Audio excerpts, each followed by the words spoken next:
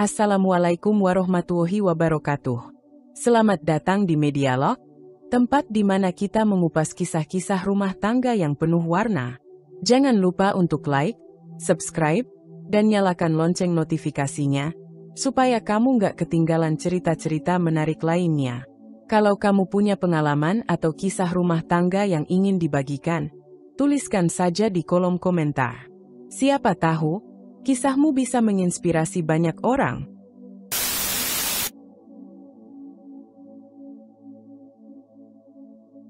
Naila dan Reyhan adalah sepasang suami istri yang telah menjalani kehidupan rumah tangga selama hampir 8 tahun.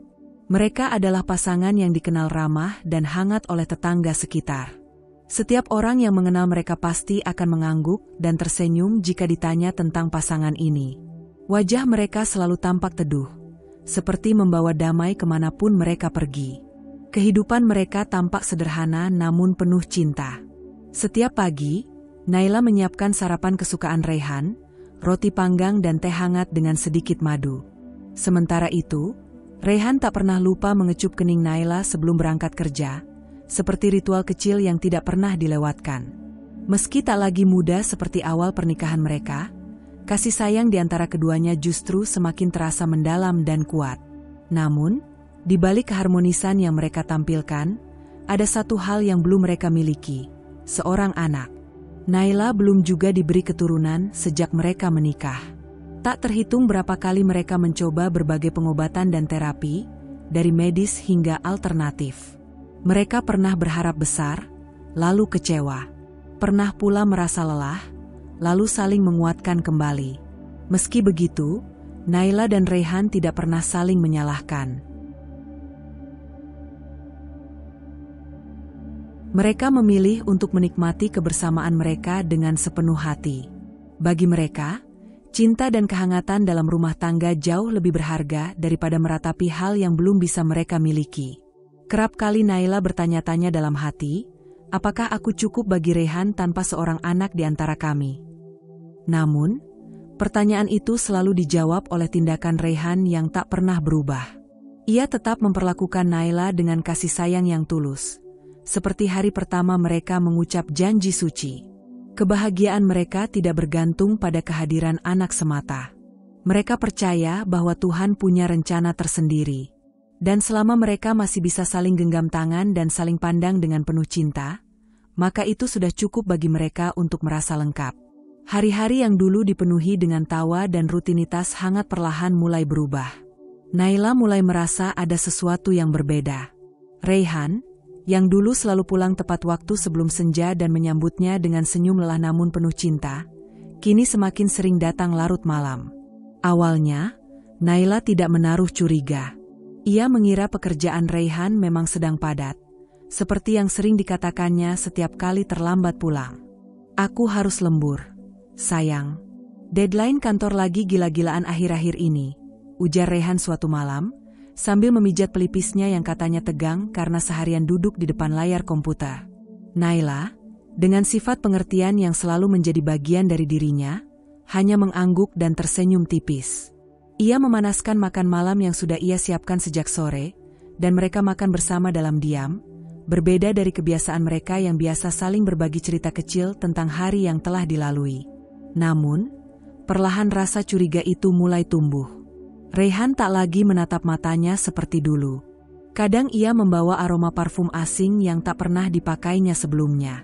Terkadang pula, ada bekas bedak halus di kerah bajunya, terlalu samar untuk disebut kebetulan.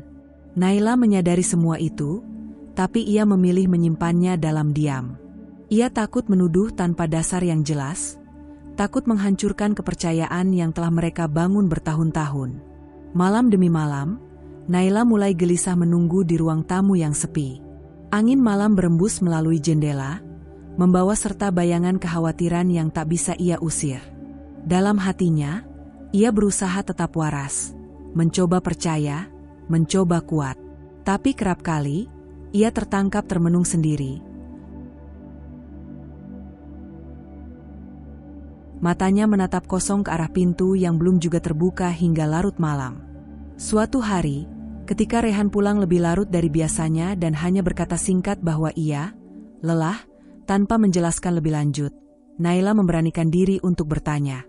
Han, apa kamu baik-baik saja? Ada yang ingin kamu ceritakan padaku?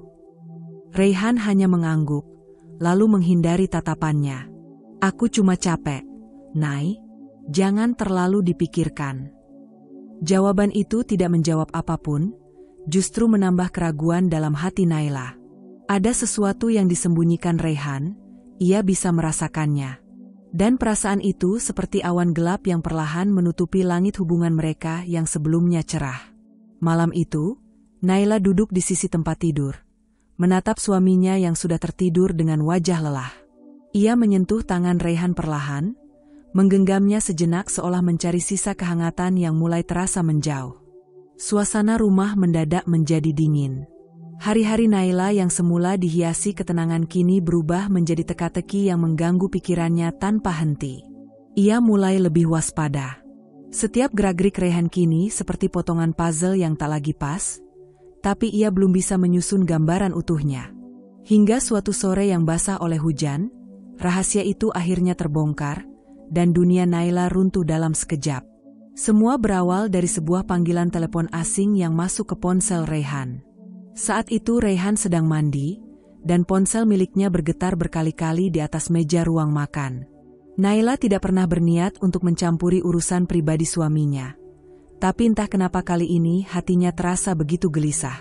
Nama yang muncul di layar membuatnya terdiam, Dinda. Pesan yang masuk tak lama setelahnya membuat dadanya seperti dihantam palu. Sayang, perutku sudah makin besar. Aku takut kamu lupa janji kamu setelah anak ini lahir. Jangan terlalu sering pulang ke sana. Aku benci kamu berpura-pura. Tangan Naila gemetar. Ia menatap ponsel itu seolah berharap matanya salah membaca. Tapi kenyataan terpampang begitu jelas, menamparnya tanpa ampun. Air matanya jatuh perlahan, bukan karena kejutan semata, tapi karena kepingan kecurigaan yang selama ini ia coba sangkal ternyata benar adanya. Malam itu, Naila menunggu Raihan pulang dengan dada bergemuruh. Ia duduk di ruang tamu tanpa menghidupkan lampu, hanya ditemani temaram cahaya dari jalanan yang menerobos lewat jendela. Saat Raihan akhirnya masuk dengan wajah lelah, ia tertegun melihat Naila duduk membisu di kegelapan. Naila, kenapa kamu di sini? Sudah malam, katanya pelan. Aku ingin bicara, Raihan, jawab Naila, suaranya datar tapi menggigit. Raihan menatapnya, ragu. Tentang apa? Dinda, dan anak yang dia kandung. Wajah Raihan seketika pucat. Ia terdiam, napasnya memburu. Naila berdiri, menatap suaminya dalam-dalam, berusaha mencari jawaban di balik mata yang dulu begitu ia percayai. Naila, aku bisa jelaskan, ucap Raihan akhirnya, suaranya pecah. Aku nggak butuh penjelasan kalau semua sudah terjadi di belakangku. Naila membentak untuk pertama kalinya dalam pernikahan mereka. Tangisnya pecah, tapi matanya tetap menatap Raihan tajam, penuh luka yang tak bisa ditutupi. Raihan menunduk. Aku menikah dengan Dinda setahun lalu. Dia hamil, Nai. Aku hilaf waktu itu, aku gak pernah niat ninggalin kamu. Aku tetap cinta kamu. Jangan bicara tentang cinta. Naila memotong kalimatnya dengan suara bergetar. Cinta gak mungkin sembunyi seperti pengecut. Cinta gak menusuk dari belakang.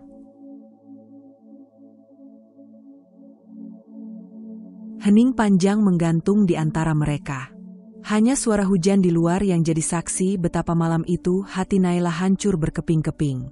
Cinta yang ia rawat dengan penuh kesetiaan selama bertahun-tahun ternyata dikhianati dengan diam-diam oleh orang yang paling ia percaya. Aku cuma ingin jadi istrimu, Raihan. Bukan jadi orang yang kau bohongi setiap hari, ucap Naila lirih sebelum berjalan menjauh, meninggalkan Raihan yang terduduk lemas di sofa, menyesali semuanya, mungkin sudah terlalu terlambat. Dinda istri kedua Raihan minta tinggal satu rumah, karena ingin ada yang menjaganya selama kehamilan. Permintaan itu datang begitu saja, seperti petir di siang bolong. Dinda, Istri kedua Raihan, dengan wajah memelas dan suara lembut yang dibuat-buat, meminta agar diizinkan tinggal satu rumah. Alasannya sederhana, ia sedang hamil dan ingin ada yang menjaganya.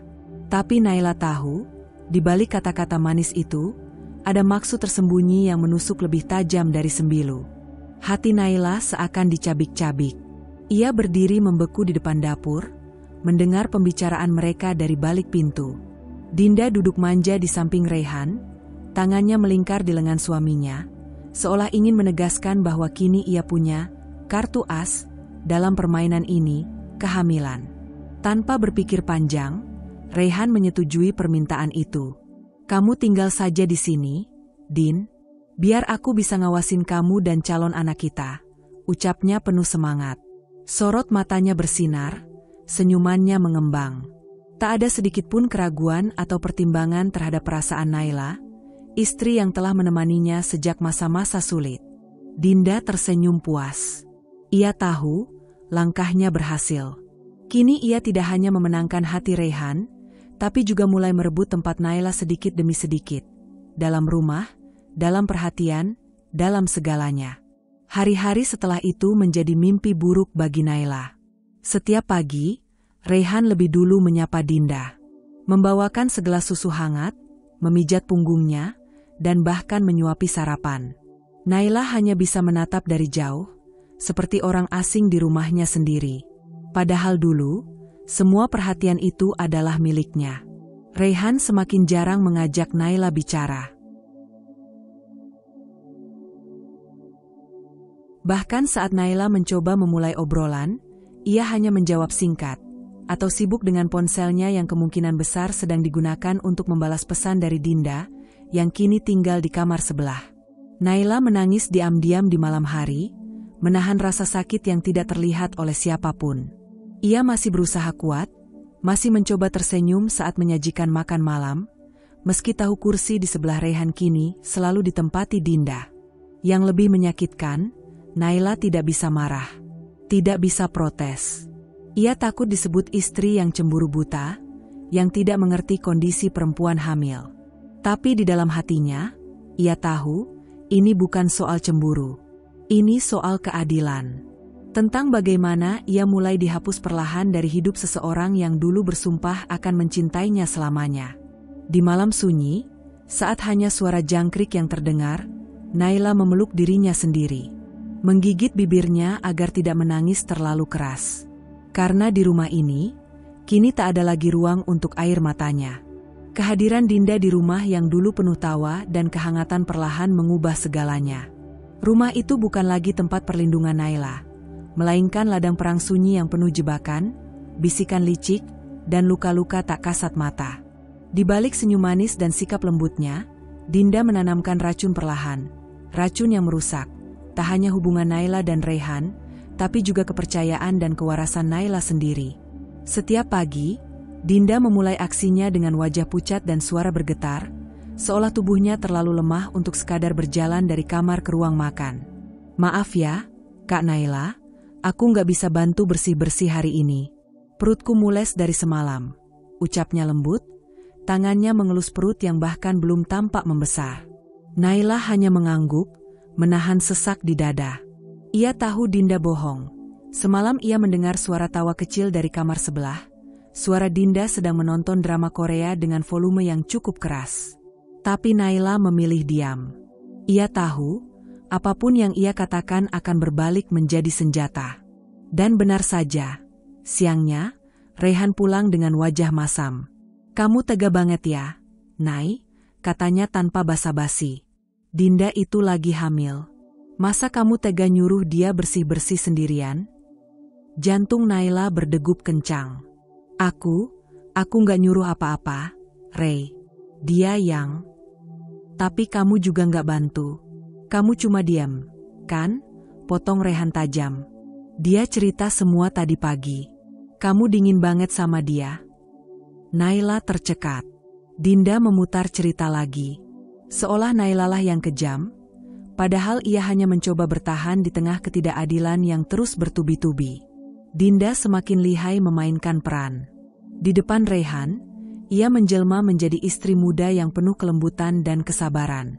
Tapi saat hanya berdua dengan Naila, matanya berubah tajam, senyum manisnya berubah menjadi ejekan samar. "Kasihan ya, Kak Naila," bisiknya pelan suatu pagi saat mereka sedang berada di dapur. "Udah lama nikah, tapi belum juga dikasih anak. Mungkin aku emang ditakdirkan untuk melengkapi kebahagiaan Mas Rehan."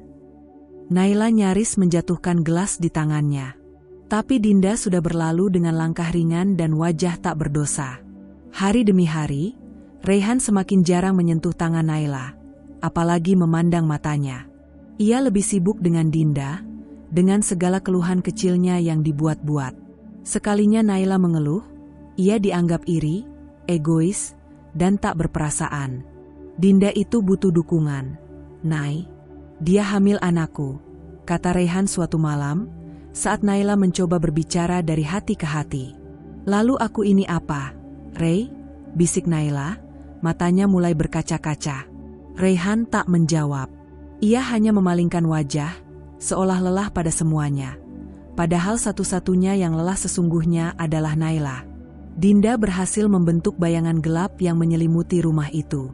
Ia memelintir kenyataan menjadi cerita penuh drama dan air mata, memainkan perasaan Rehan, dan menjadikan Naila sosok antagonis dalam kisah yang seharusnya bukan tentang kompetisi, melainkan cinta dan kepercayaan. Tapi rumah ini bukan lagi rumah.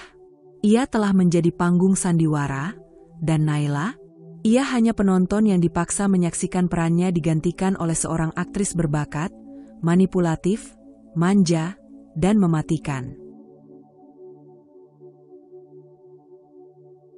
Hari-hari berlalu dalam diam yang menyesakkan. Naila mulai kehilangan arah. Setiap langkahnya di rumah terasa seperti berjalan di atas duri. Tapi meski hatinya nyeri, pikirannya tetap tajam. Ada sesuatu yang tidak beres dengan Dinda, dan Naila yakin, ini bukan hanya sekadar rasa cemburu seorang istri pertama. Ia bukan tipe wanita yang mudah menyerah. Luka boleh menghujam, tapi harga diri Naila tak bisa diinjak begitu saja. Maka pada suatu malam, setelah Dinda kembali berakting lemah dan Rehan seperti biasa membela mati-matian, Naila mengirim pesan pendek kepada satu-satunya orang yang masih bisa ia percaya, Tari, sahabatnya sejak kuliah. "Tar, aku butuh bantuan. Tolong cari tahu latar belakang Dinda. Aku ngerasa dia nggak seperti yang dia tunjukkan." Tari tak banyak tanya. Persahabatan mereka sudah cukup lama untuk tahu bahwa Naila tak akan meminta hal ini, kalau bukan karena sesuatu yang sangat serius. Esok harinya, Tari mulai menyelidiki, dan beberapa hari kemudian, ia menghubungi Naila dengan suara bergetar menahan emosi. "Nay, kamu harus dengar ini." Tari bercerita bahwa ia berhasil melacak alamat apartemen lama Dinda, tempat ia tinggal sebelum menikah dengan Rehan. Di sana, ia menemui seorang tetangga bernama Burina, wanita parubaya yang ramah dan senang berbicara. "Burina cerita banyak," ujar Tari dengan nada kesal. "Dinda itu dikenal buruk di sana, Nay. Bukan cuma sering berganti pasangan, tapi juga sering pulang larut malam dengan laki-laki berbeda. Bahkan katanya, ada beberapa tetangga yang mencurigai Dinda sebagai wanita simpanan salah satu pejabat yang sering datang pakai mobil mewah." Naila terdiam. Tangannya mengepal di atas meja dapur. Hatinya berdegup kencang, bukan karena terkejut, tapi karena amarah yang sudah terlalu lama ia pendam. Jadi selama ini, wanita yang bertingkah lugu dan manis itu ternyata punya masa lalu yang jauh dari kata suci. Dan Rehan, suaminya yang dulu penuh logika dan prinsip, kini tertipu oleh topeng murah Dinda. Burina bahkan sempat bilang gini, lanjut Tari, menirukan suara sang tetangga. "Hati-hati sama yang namanya Dinda, Mbak. Mulutnya manis, mukanya kalem, tapi dia licin. Banyak perempuan di sini yang suaminya direbut sama dia." Ucapan itu seperti cambuk bagi Naila. Semua potongan puzzle kini mulai menyatu. Tingkah manja yang berlebihan, air mata yang datang tiba-tiba, dan kemampuan Dinda memutarbalikkan fakta, semuanya masuk akal sekarang. Ia bukan hanya wanita licik. Ia berpengalaman. Terbiasa bermain di balik layar, menciptakan drama demi drama, demi mendapatkan apa yang ia mau. Dia bukan korban, Tar, ucap Naila pelan tapi tegas. Dia predator. Tari mengangguk setuju di seberang telepon. Dan Raihan sekarang mangsanya. Malam itu, Naila duduk sendirian di kamarnya, menatap kosong ke arah jendela. Tapi kali ini, bukan dengan air mata. Matanya tajam, penuh bara. Ia tahu, ia tak bisa langsung menuduh tanpa bukti di depan Raihan. Dinda terlalu lihai untuk ditumbangkan hanya dengan kata-kata. Tapi Naila juga tahu, ia tak akan tinggal diam. Wanita seperti Dinda tidak layak menduduki tempat yang dirampas dengan tipu daya. Dan jika Raihan tak bisa membuka mata, Naila sendiri yang akan membuka kedok itu. Pelan-pelan. Dengan elegan. Dengan bukti yang tak bisa dibantah. Karena saat topeng itu lepas, Dinda tak akan punya tempat bersembunyi. Naila tak bisa lagi tidur tenang sejak mendengar kabar dari Tari. Rasa penasaran, sakit hati, dan amarah menyatu menjadi satu dalam dadanya, mendesaknya untuk bertindak. Malam itu, untuk pertama kalinya, Naila mengikuti nalurinya, dan Dinda. Ia sengaja pura-pura pergi ke minimarket, meninggalkan rumah lebih awal sebelum Dinda keluar kamar. Seperti yang ia duga, tak lama kemudian Dinda keluar dengan pakaian rapi dan dandanan yang terlalu menor untuk sekadar wanita hamil yang hendak kontrol ke dokter. Sambil membuntuti dari jarak aman, Naila mengikuti Dinda naik taksi online. Tujuannya, sebuah kafe di pusat kota. Naila duduk di meja paling belakang, bersembunyi di balik pilar dan daun-daun hias. Jantungnya berdegup kencang saat melihat seorang pria datang menghampiri Dinda. Pria itu tinggi, berkulit terang, dan terlihat jauh lebih muda dari Raihan. Saat pria itu duduk, wajah Dinda langsung berubah. Tak lagi lembut dan manja seperti di depan Raihan, tapi penuh ketegangan. Percakapan mereka terdengar sayup, tapi cukup jelas bagi Naila yang duduk tak jauh. "Kamu janji, Din," ucap si pria, suaranya bergetar. "Kalau kamu hamil anakku, kamu akan nikah sama aku. Tapi sekarang kamu malah jadi istri orang lain." Dinda mendesis pelan. "Jangan mulai lagi, Gio. Aku butuh stabilitas. Raihan bisa kasih itu. Kamu bahkan belum kerja tetap. Jadi kamu cuma manfaatin aku, lalu ninggalin begitu aja? Terus sekarang kamu suruh aku diam dan pura-pura nggak ada apa-apa. SSST. Jangan keras-keras." Dinda terlihat gelisah, matanya liar menatap sekeliling. Tapi Naila sudah bersiap. Ia mengangkat ponselnya, memotret keduanya dari sudut yang aman, lalu mulai merekam video saat pertengkaran mulai memanas. "Aku bakal cari Raihan," ancam Gio, "biar dia tahu anak yang kamu kandung itu bukan anaknya. Kamu gila ya? Jangan hancurin hidup aku. Anak ini bisa jadi masa depanku." Naila menggigit bibirnya. Tangannya gemetar menahan emosi. Nafasnya sesak, tapi ia bertahan. Tak ada lagi waktu untuk menangis. Ini saatnya mengumpulkan bukti. Dinda akhirnya berdiri dan berjalan cepat keluar kafe. Gio tampak frustasi, tapi tidak mengejar. Naila mengikuti Dinda yang kini memanggil taksi lagi, dan kali ini, tujuannya bukan rumah, tapi sebuah hotel. Rasa penasaran dan curiga mengalahkan rasa takut Naila. Ia mengikuti hingga ke lobi, menyamar dengan masker dan topi. Dari kejauhan, ia melihat Dinda berbicara dengan resepsionis. Tak lama, Dinda berjalan menuju lift. Sendirian. Tapi ekspresinya bukan seperti wanita yang hendak istirahat, melainkan seperti seseorang yang terbiasa bermain api di tempat tersembunyi. Naila memotret lagi. Tangannya mulai penuh dengan folder-folder bukti. Ia tak menunggu lama di hotel, cukup untuk memastikan bahwa Dinda memang tidak sedang melakukan kontrol kehamilan, seperti yang sering ia katakan pada Raihan. Malam itu, Naila mengunci diri di kamar dengan laptopnya. Ia menyusun semua foto, video, dan rekaman suara dalam satu folder. Ia membuat salinan di flash disk, bahkan menyimpan backup di cloud dengan nama yang samar. Ia tahu, ini bukan hanya soal membongkar kebohongan.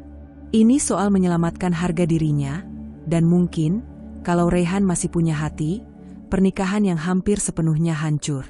Naila menatap layar laptopnya. Wajah Dinda terpampang jelas, penuh kepalsuan dan ambisi. "Kamu sudah terlalu jauh, Din," bisiknya lirih. "Dan aku akan pastikan semua topengmu jatuh tepat di depan suamiku sendiri. Besok, semuanya akan berubah." Naila sudah tidak takut. Dia siap. Dan untuk pertama kalinya, dia merasa menang, bukan karena dendam, tapi karena kebenaran akhirnya berpihak padanya. Suasana rumah sore itu begitu hening.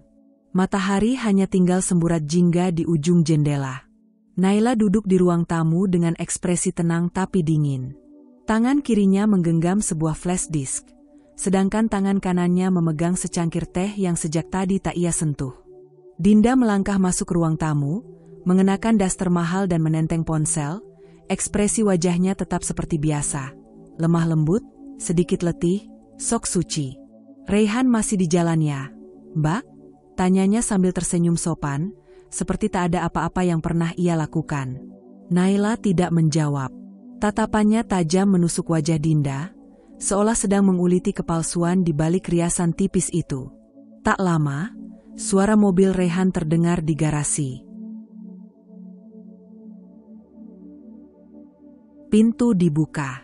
Raihan masuk rumah dengan wajah lelah, jas digantung di pundaknya.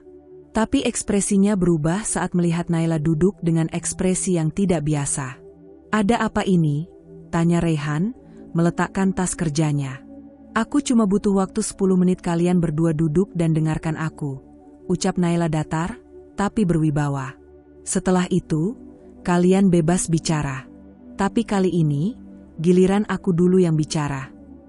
Raihan, meski bingung, menurut. Dinda tampak gelisah, tapi tetap memainkan peran dengan baik, duduk dengan ekspresi cemas palsu, tangannya memegangi perut seperti biasa. Naila berdiri, menatap keduanya. "Raihan," katanya pelan, "selama ini aku diam bukan karena aku bodoh. Aku diam karena aku masih berharap kamu bisa lihat kebenaran dengan mata hatimu. Tapi karena kamu memilih untuk buta, biar aku yang buka matamu." Ia menyalakan TV, menyambungkan flash disk ke port USB, dan memutar sebuah video. Rekaman suara Dinda dan pria bernama Gio terdengar jelas. Mereka bertengkar. Tentang anak, tentang pernikahan, tentang kebohongan. Lalu muncul gambar Dinda di hotel. Kemudian foto-foto mereka di kafe, ekspresi marah dan frustrasi si pria, dan wajah Dinda yang tampak tegang. Raihan membatu. Dinda langsung berdiri. Itu nggak seperti yang kamu lihat. "Raihan, aku bisa jelaskan." "Tidak ada yang perlu dijelaskan," teriak Raihan, wajahnya merah, matanya membelalak. "Apa ini benar, Dinda? Dia mantan aku, tapi aku udah putus. Dia cuma terobsesi. Dia dan anak yang kamu kandung. Jangan bilang itu anakku juga sekarang kamu ragukan." Raihan menggertakkan gigi. Dinda menangis. Tapi tidak ada yang tersentuh. Tangis itu terdengar hampa, seperti pertunjukan yang gagal total. Naila mendekat, berdiri di hadapan Dinda. "Berapa banyak kebohongan yang sudah kamu tumpuk, Din? Kamu pikir kamu bisa terus bertingkah manis dan membuatku terlihat jahat, sok cemburu, dan histeris, hanya supaya Raihan makin menjauh dariku?" Dinda terisak, tapi tidak menjawab. Raihan duduk di sofa, memegangi kepalanya, seolah baru saja ditabrak kenyataan. "Aku percayakan kamu," gumamnya pelan pada Dinda. "Aku bela kamu mati-matian. Aku hancurkan rumah tangga aku sendiri demi kamu. Dan ternyata, kamu menipuku sejak awal. Raihan, aku cuma butuh perlindungan. Aku takut. Aku benar-benar nggak tahu harus kemana waktu itu. Tapi aku sayang kamu." Dinda tampak panik. Sudut matanya menatap ke segala arah, mencari celah untuk membalikkan keadaan. Tapi bukti-bukti yang Naila tampilkan terlalu jelas, terlalu telak. Ia sadar, topengnya mulai runtuh. Dan dalam keterpojokan itu, Dinda memilih jalan terakhir yang ia tahu, fitnah. Ini semua jebakan. Pekiknya menunjuk ke arah Naila dengan suara bergetar. Dia iri padaku dari awal. Dia gak pernah terima aku ada di rumah ini. Semua ini direkayasa biar kamu benci aku, Raihan. Raihan mendongak perlahan dari posisi duduknya. Matanya kini tidak hanya merah karena kemarahan, tapi karena kecewa yang terlalu dalam. Fitnah, suaranya rendah, tapi nadanya menusuk. Kamu berani bilang Naila menjebak kamu? Dinda tergagap. Dia yang dari dulu gak suka aku. Dia cuma pura-pura baik. Dia senyum di depan, tapi simpan niat jahat. Dia... Cukup, Dinda. Bentak Raihan hingga Dinda tersentak. Suaranya menggema di seluruh ruangan. Kalau kamu bilang Naila menjebakmu, berarti kamu tidak tahu siapa Naila. Raihan berdiri, matanya menatap dalam ke arah Dinda, lalu bergeser ke arah istrinya yang kini berdiri diam, tapi tenang. Perempuan yang kamu fitnah ini adalah satu-satunya orang yang paling aku percaya sejak hari pertama aku menikah. Dinda mundur selangkah. Kalau Naila niat menjatuhkanmu, dia bisa dari awal. Tapi dia tidak. Dia diam. Dia menahan. Dia biarkan kamu tinggal di rumah ini, makan dari dapur yang dia urus, tidur di rumah yang dia jaga. Dia bahkan tidak pernah melarangku untuk membagi kasih, meski hatinya pasti perih. Raihan menghela napas berat, lalu menghadap Naila sejenak. Dan kamu masih bilang dia menjebak kamu? Kamu kira aku bodoh? Dinda mulai menangis. Tapi air mata itu tak lagi mampu menyelamatkannya. Tangis itu bukan lagi senjata.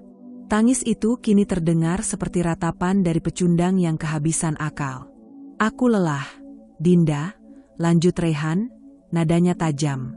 Aku bukan suami sempurna, tapi aku tahu perbedaan antara cinta dan tipu daya. Kamu bukan butuh cinta, kamu butuh panggung. Dan rumah tangga bukan tempat sandiwara. Dinda masih berusaha mendekat. Raihan, aku hamil, tolong jangan begini, pikirkan anak kita. Raihan menatapnya lama, dingin. Anakmu bahkan bukan anakku. Dan kalaupun iya, aku tidak akan memelihara kebohongan di dalam rumah ini.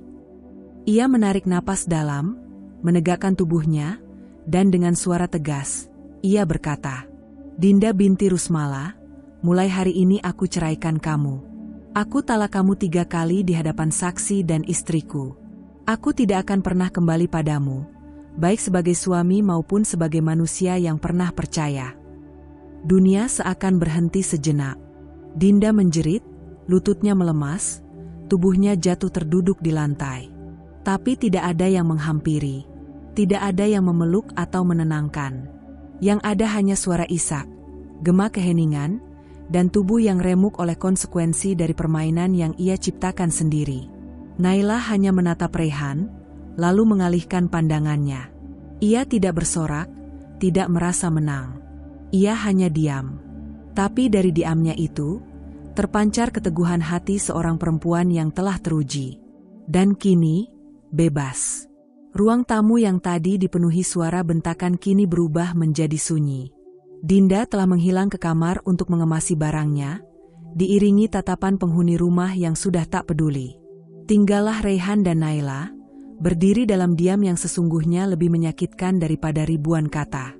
Raihan memandangi wajah Naila dengan mata basah. Air matanya jatuh satu persatu tanpa bisa ia tahan. Wajahnya yang biasa tegas kini tampak rapuh, seperti seorang lelaki yang baru sadar telah menghancurkan satu-satunya hal berharga dalam hidupnya.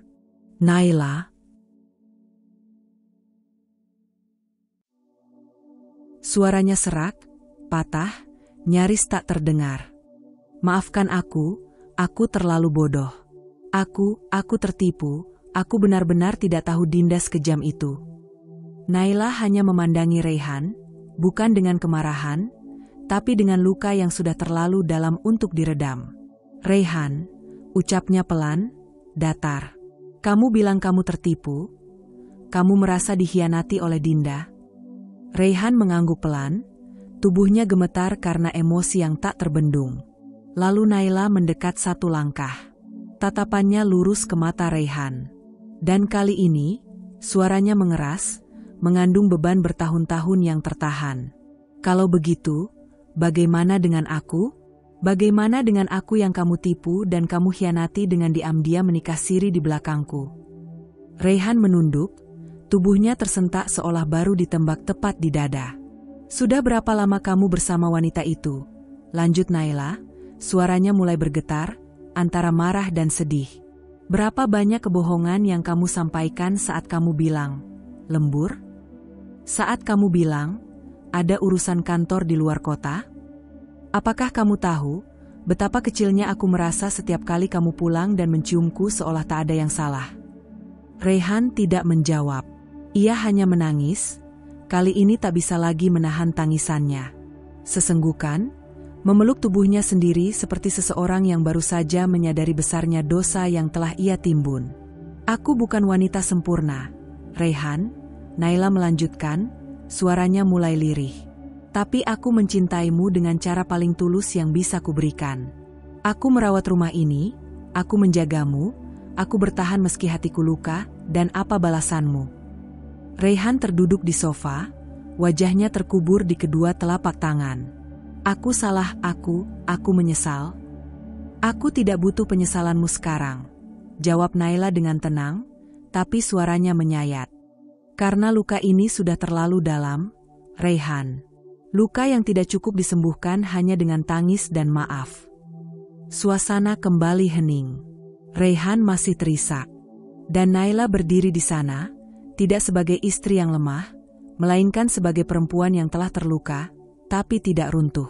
Pagi itu, sinar matahari menerobos lembut dari jendela ruang tamu, menyinari meja kayu yang semalam menjadi saksi pertengkaran paling hebat dalam hidup Naila dan Raihan.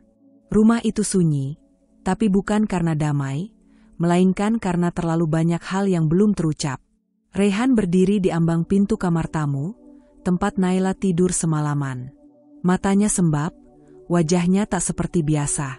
Ada kesedihan, ada harap, tapi yang paling nyata adalah rasa bersalah yang tak lagi bisa disembunyikan. Naila. Ucapnya pelan. Boleh aku bicara? Naila menoleh dari jendela, tempat ia duduk memeluk cangkir kopi yang sudah dingin. Ia tidak menjawab, hanya memberi anggukan kecil, cukup untuk Raihan tahu bahwa ia boleh masuk. Raihan menarik napas panjang sebelum akhirnya duduk di ujung tempat tidur.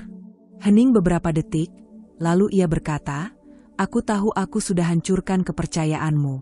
Aku tahu aku tidak pantas meminta apapun darimu sekarang. Tapi aku ingin memperbaiki semuanya. Naila menoleh, matanya tenang tapi tajam. Memperbaiki? Setelah semuanya porak-poranda? Raihan menunduk, menahan rasa bersalah yang menyesakkan.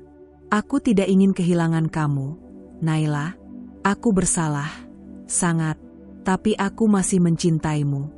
Aku janji akan berubah. Kita bisa mulai dari awal. Tapi Naila menggeleng pelan.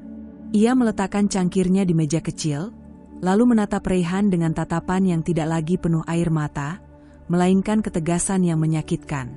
Raihan, katanya lembut, kalau kamu benar-benar mencintaiku, kamu tidak akan tega menyakitiku seperti itu.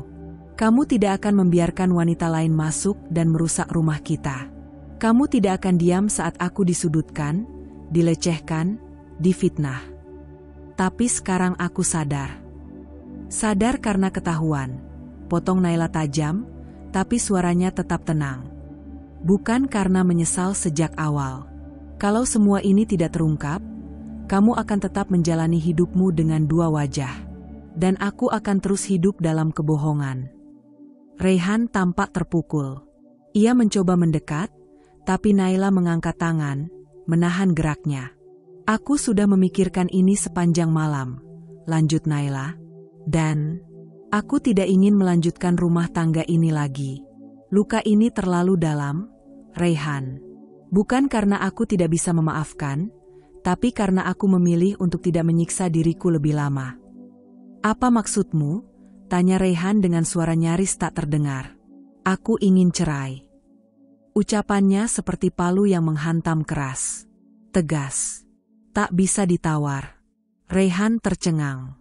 Matanya membesar, dan air matanya mulai kembali jatuh. Naila, jangan, tolong, beri aku kesempatan. Naila tersenyum pahit. Kesempatan itu sudah kamu punya dulu, dan kamu membuangnya. Sekarang yang aku butuhkan bukan kesempatan untuk kita, tapi kebebasan untuk diriku sendiri. Raihan menunduk, tubuhnya gemetar, hatinya hancur oleh kata-kata yang tak pernah ia bayangkan akan keluar dari mulut Naila. Tapi di sisi lain, itulah yang ia ciptakan sendiri.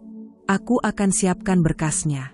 Aku akan pergi dari rumah ini segera setelah semua urusan selesai, ujar Naila. Enggak usah pergi, ucap Raihan putus asa. Aku yang akan pergi? Enggak, jawab Naila. Aku yang pergi. Karena kalau aku tetap di sini, aku tidak akan pernah bisa benar-benar pulih. Dan dengan itu, Naila bangkit dari kursinya, berjalan melewati Raihan yang masih terduduk tak berdaya. Setiap langkahnya adalah bukti bahwa ia bukan lagi wanita yang sama. Ia bukan Naila yang dulu terus berharap. Ia adalah Naila yang akhirnya memilih dirinya sendiri. Hari itu langit terlihat lebih biru dari biasanya. Angin yang berembus di sela-sela rambut Naila terasa seperti hembusan kehidupan baru. Sudah 2 minggu sejak ia meninggalkan rumah yang dulu ia bangun bersama Raihan, rumah yang dulu penuh impian, namun perlahan menjadi penjara sunyi bagi hatinya yang lelah. Kini, ia berdiri di depan pintu sebuah apartemen kecil di sudut kota. Tidak megah, tidak besar, tapi cukup. Cukup untuk dirinya. Cukup untuk memulai segalanya dari awal. Saat membuka pintu, aroma kayu dan cat baru menyambutnya. Sebuah kanvas kosong, begitulah Naila memandang tempat barunya. Ruang yang belum diisi kenangan, belum ada tangisan, belum ada luka. Ruang ini adalah tempatnya membangun versi dirinya yang baru. Ia meletakkan satu persatu kardus barang, lalu membuka jendela lebar-lebar. Cahaya matahari masuk, menyinari wajahnya yang mulai bersinar kembali. Tak ada lagi lingkaran gelap di bawah mata. Tak ada lagi tatapan kosong. Yang ada kini adalah Naila yang bangkit dari keterpurukan. Di atas meja kecil di ruang tengah, ada laptop dan beberapa dokumen. Naila kembali menekuni pekerjaan lamanya sebagai editor lepas, kali ini dengan semangat berbeda. Ia menulis bukan lagi untuk melarikan diri dari kenyataan, tapi sebagai cara menyampaikan isi hati dan pikirannya. Artikel-artikelnya kini lebih tajam, lebih berani, dan lebih jujur. Di sela kesibukannya, Naila mulai mengambil kelas yoga dan meditasi. Ia juga ikut komunitas perempuan yang pernah mengalami pernikahan toksik. Di sana, ia menemukan banyak kisah tentang luka, perjuangan, dan penyembuhan. Dan di antara mereka, Naila merasa tidak sendirian lagi. Suatu malam, saat sedang duduk di balkon kecil apartemennya, ditemani teh hangat dan buku yang terbuka di pangkuan, Naila menulis sesuatu di jurnal pribadinya. Aku dulu mencintai seseorang lebih dari diriku sendiri. Aku bertahan demi cinta yang akhirnya membakar diriku habis-habisan. Tapi hari ini, aku sadar cinta paling murni dan paling penting adalah cinta untuk diriku sendiri. Aku tidak menyesali masa lalu, karena dari sanalah aku menemukan kekuatanku. Tapi aku juga tidak akan kembali ke sana. Tidak lagi. Waktu berlalu, dan perlahan, luka di hati Naila mulai sembuh. Ia tertawa lebih lepas, berjalan lebih ringan, dan tidur lebih nyenyak.